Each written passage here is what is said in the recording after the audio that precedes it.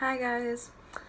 So I'm looking a little rough because I just got home from work, but I wanted to film my December wrap up.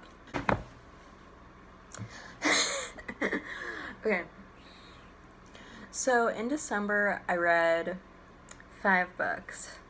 Gentle 5. I'm about to finish one, but I've already read it, so I'm gonna say I read 5 books. It was a pretty solid reading month for me. Like, there was one book I really did not like. But overall, it was a pretty good month. 50 books this year, which is, like, cool. Let's just get started. The first book I read this month, I don't have, because I had it and then I donated it to the library, and it's Mortality by Christopher Hitchens, and it's an essay collection that Christopher Hitchens wrote in the last, I think, probably year of his life before he died of cancer. He's pretty old, though. So it wasn't, like, an unexpected death or anything. But I didn't really know who Christopher Hitchens was, which that's just on me. Like, I just thought the book looked interesting in a bookstore, and then I picked it up.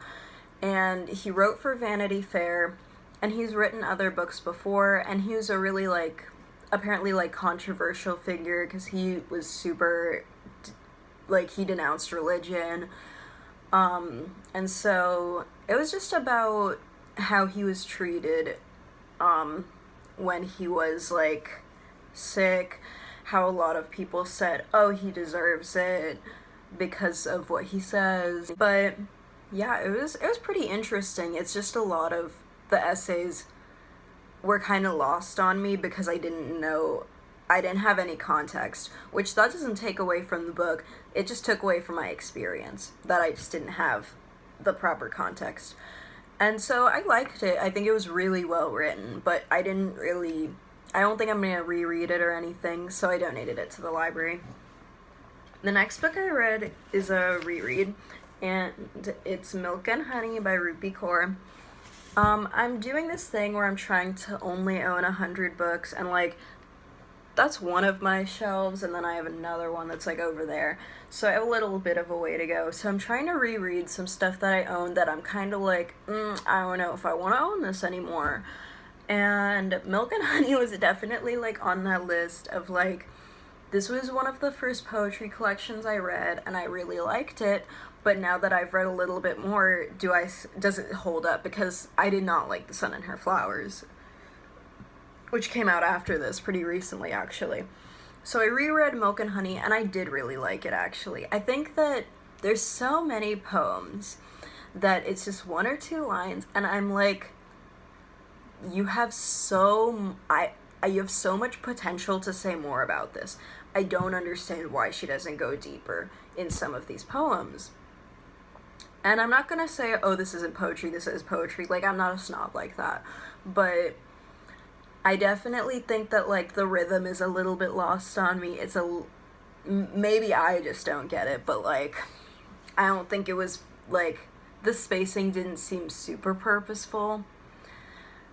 And, I'm gonna say it's not a perfect collection, but I still like it. It's definitely, I still liked reading it. It still got me, so I'm gonna keep it. I actually read this before Mortality, sorry. But, the next book I read I also don't have, because I do this thing where if I'm, if I feel like taking myself out on a date, I'll just, buy a coffee in a Starbucks that's connected to a Barnes & Noble, and I'll just read, a short poetry collection, at the Barnes & Noble. And so I did that for... It's The Witch Doesn't Burn in this one by Amanda Lovelace. And I had read, in the exact same similar, way of taking myself out on a date, I had read The Princess Saves Herself in this one by Amanda Lovelace. And I did not like it. But this one, won the little Goodreads choice award, so I was like, you know what, let me check her out, maybe she did something with this one. And I don't think she did. It got good reviews, I will say that, I'm not a critic. I'm a critic, but I ain't a critic, But, I mean, it's just, so it just tackles so many things with so little depth, to me at least. Like, I'm sorry, but it's just ain't it. Like, this just ain't it, Amanda. Like, it's a very, like, and listen, the last tweet I tweeted was, like, on God, I hate men. So, I'm definitely not, like, hashtag not all men. Because hashtag not all men, but, like, obviously. But it's just, like, so ridiculous. Like, women, this is what all men will do to you. And I'm like, really? Like, is this like the us versus them message that we're trying to send? It seems a little silly to kind of have that, like, no, can we have a little bit of nuance? I did like her Not All Men poem, I'll say that. But, like, it was just felt so unnuanced to me. And, like, I've had personal experience with, like, eating issues, right? And she had a couple poems there that were about eating disorders. And I just felt like, I was like, are we really doing this? Are we really doing this, like, girls' grocery list, water, celery, a tiny waist, and see, I'm like, okay, bitch. Okay, but, like, what does that actually say? It just seems so ridiculous to me. It just seems so, like, not having that much depth. And I'm like, if you don't have shit to say, then don't say it. Like, you didn't have to talk about it just because you've had that issue. And I'm sure that she's had, like, a real issue with it if she's writing from personal experience. I'm not saying she hasn't. I'm just saying I don't think you necessarily always have to be saying something profound or something crazy new. Sometimes the mundane is what is, like, the challenge of an eating disorder, of always being, like, of the numbers, of the same grocery list every time, of being like, this is what I have to eat, this is how I'm going to space it out. That shit's boring, and that's just how the mind functions. But, like, we've had so much of that. I didn't really like it. I gave it 1 star because, like, that part just pissed me off. Like, but you can never, like, I can never read, like, good eating disorder content, to be honest. Like, every time someone's like, I made a book about an eating disorder, I usually don't read it because I'm like, whatever. I'm just like, I'm trying to escape. But, like, when I do read it, it's gotta be really good. Like, fucking Paperweight. That's a really good book about an eating disorder, you know? Yeah, the next book I read is also a reread. I did a couple of those. And that's The Private Life of Mrs. Sharma by Ritika Kapoor.